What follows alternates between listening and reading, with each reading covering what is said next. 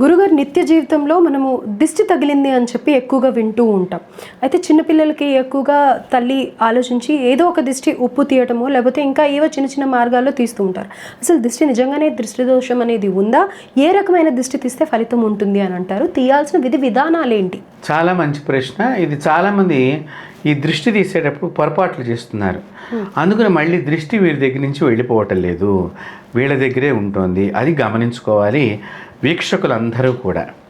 ఇంతవరకు ఎక్కడా చెప్పని విషయాన్ని నేను తెలియచేస్తున్నాను. మన ఆర్బిసి ఆధ్యాత్మికం ద్వారా దృష్టి తీసేటువంటి వారు చేతికి ఏదన్నా కవర్ కట్టుకోవాలి. పాలిథిన్ కవర్ కానీ లేదా గ్లౌజెస్ లాంటివి. ఎందుకని అలాగా? ఎందుకు అంటే మీరు ఇప్పుడు మీ అబ్బాయికి దృష్టి తీస్తున్నారు, చేతిలో ఉప్పు పట్టుకున్నారు, దృష్టి తీస్తున్నారు. ఈ దృష్టి ఇట్లా 3 సార్లు క్లాక్ వైజ్గా యాంటీ క్లాక్ వైజ్గా తీస్తారు.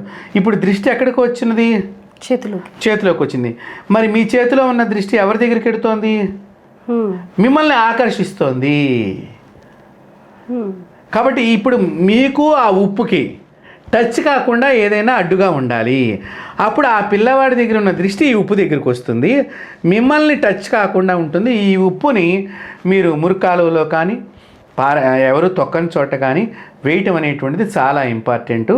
చాలామందికి ఈ విషయం తెలియక మామూలుగా కొంతమంది ఎడం చేత్తో పట్టుకుని మిరపకాయలని ఉప్పుని అలా తీసేస్తూ ఉంటారు. దీనివల్ల ఈ దృష్టి దోషం వీళ్ళకి అమ్మలకి, తల్లులకి, ఇక్కడ ముఖ్యంగా తల్లులు, వీళ్ళకి చికాకు పెరుగుతుంది. సమస్యలు వీళ్ళ భర్తకి అనేక రకాల సమస్యలు వస్తూ ఉంటాయి. కాబట్టి దృష్టి మాత్రం ఎప్పుడు కూడా అలా చేయకూడదమ్మా.